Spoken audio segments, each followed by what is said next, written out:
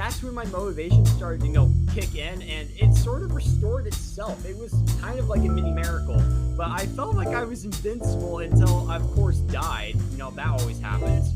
I played it on. What's going on, guys? Kinder is back with another YouTube video, and today I am interviewing a GD YouTuber. His name is Ness, and he's been around for about a year now. And today we're gonna, interview him.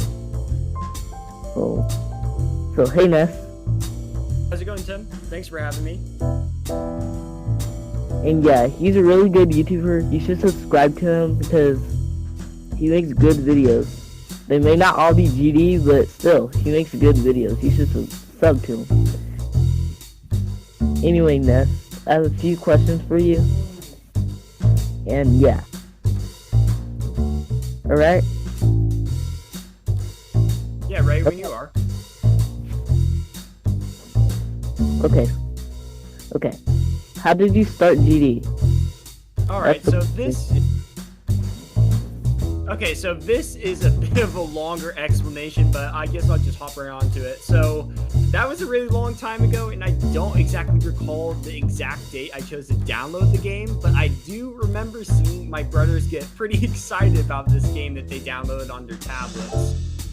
They told me it was called Geometry Dash. It was like a platformer where you are a cube and you jump over spikes while you get to listen to some pretty sick beats. So after my younger brother let me, try it out, I spent the next 5 minutes dying endlessly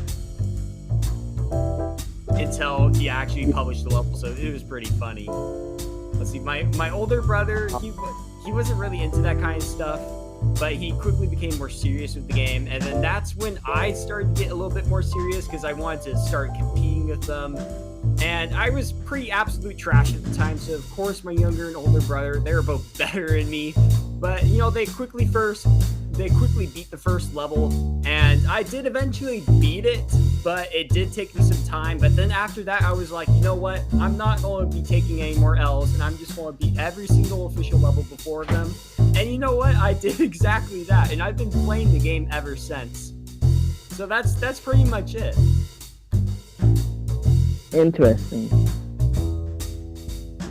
story there. Yeah, thanks.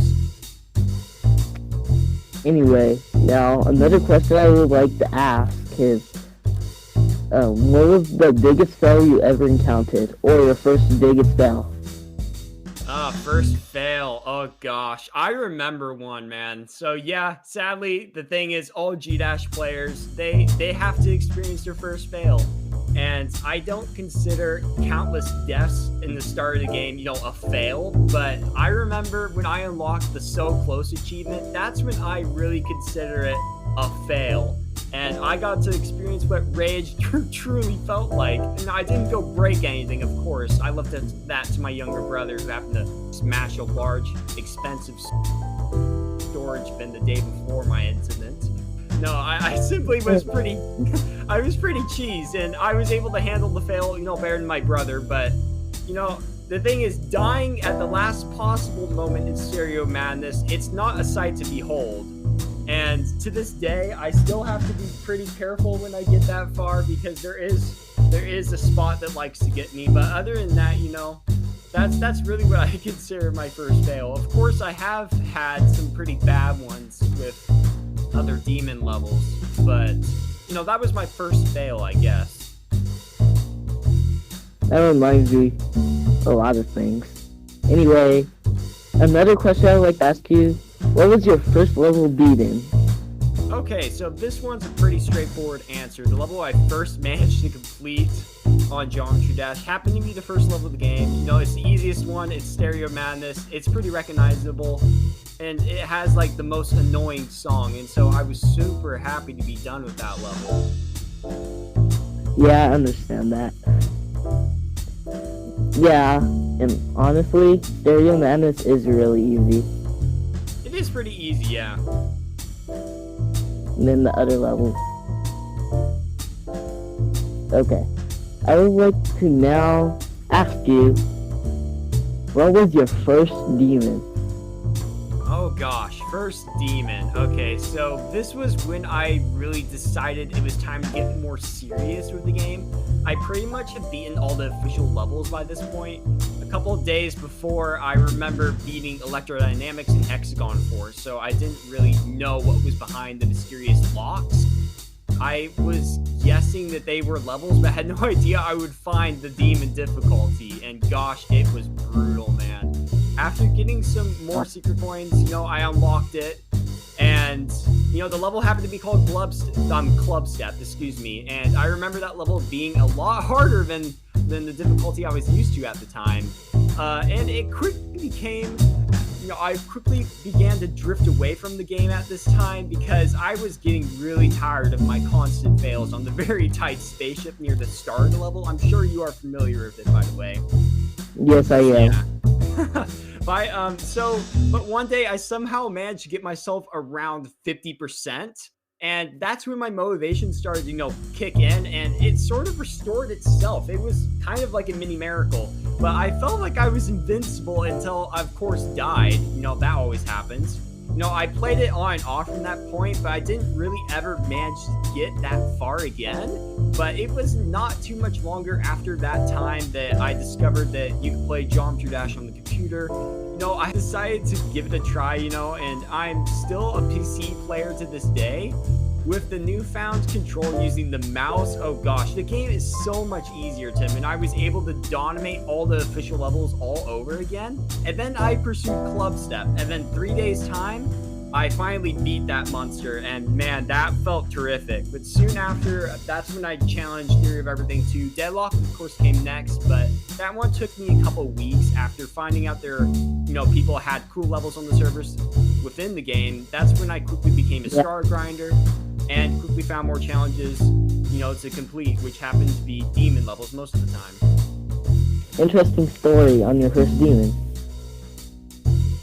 Anyway, you're a GD YouTuber and all, so I would like to know what inspired you to become a GD YouTuber. I don't know. At the time, I really feel like I didn't really feel like making a YouTube channel, but after, it took quite a few encouraging words from some of my acquaintances and a lot of support from one of my best buds. His name is Nenvo, by the way. I decided to give it a try. I wasn't exactly pouring out anything I was super proud of, nor was it anything special. I mostly did G-Dash level replays and, beat the occasional demon here and there. But later on, I decided to make some more entertaining stuff, but I wasn't exactly super happy with how they were turning out, but they were decent. I kept on beating more and more demons, and I kept on increasing my skill within the game. Along the way, I posted more videos of my accomplishments, but it wasn't until 6 months ago when I finally hit 100 subscribers that I actually began to add commentary to my videos. For, fast forward 2 months from now, and I did a face reveal after buying my webcam. I eventually got myself a microphone. 2 months ago, I slowly began to, drift away from the game a little bit. I still play it, but not as often as I used to. And I don't do as many G-Dash videos these days, although I'm still going to be doing some more during the summer, so I am not, killing G-Dash on my channel at all. I suppose I do more indie games than not these days, and to be honest, I'm getting more happy with the quality of my videos because of this. I have been, I still plan to do more G-Dash videos, but I don't think I want it to be the primary source of content for my channel. So I hope that answers your question. Yeah, that's a good one. Now, the 6th question. What was your biggest accomplishment? Oh gosh. Okay, let me think. I'm honestly, pretty satisfied with what I've been able to accomplish within the game, and I haven't exactly done anything, that would stand out from the rest of the crowd because, goodness, there are a ton of good players. But for me, I have beaten some things I'm pretty happy with. I have 5 insane demons under my belt. If I had to choose my biggest accomplishment, it would most certainly be Night Terrors by Heinz or Acropolis by Zorboros.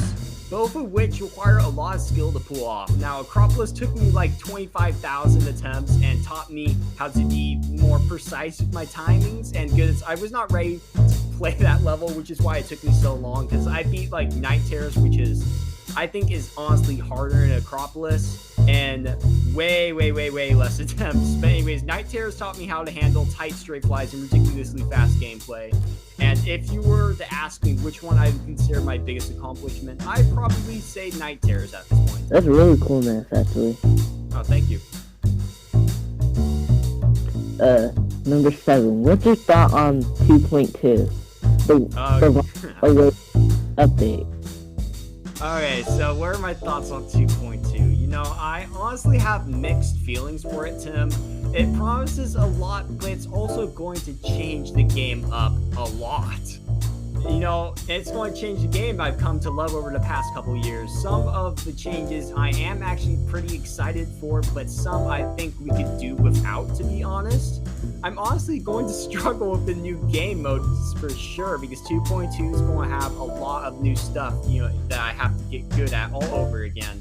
It's bound to come out eventually, but I don't see it coming out for a good while, since all the release dates and predicted release dates have been all wrong at this point, not even by a long shot. So, you know, so to recap, I honestly will be happy once it's out, but I really don't know what to expect from the update. It certainly will change things up quite a bit. At least there will be, you know, new official level. You know, I'm always excited for that.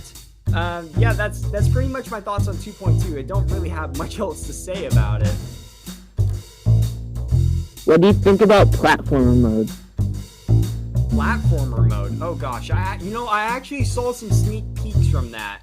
And to be honest, it kind of reminds me of, what was it? I'm pretty sure there's a game that was called like the Super Mario Maker, you know, where you can make your own Super Mario levels. It kind of reminds me a lot of that game. You know, it's going to bring something new and fresh to the platform, new and fresh to the game as itself. But it's honestly going to be super interesting to, you know, figure out what people are going to do with it, because it kind of came out of the blue, if you know what I mean. Yeah. And I have one more question for you. Alright. When will you quit G Dash? If not, why not? Oh, to be honest, I don't ever really see myself leaving the game 100%. You know, I'm not exactly going to leave it to rot in my basement, but it's always going to, you know, hold a special place in my heart. This game is very special to me. I don't really think I'll be able to, you know, maintain an active consistency of playing the game. I'm sure, you know, eventually I'll find another game that I get really excited about. You know, that's just how life works, and I don't really believe I can predict my exact future with the game, but for sure I'm going to stick around for a while, so not to worry, I'm not leaving the game behind. Cool.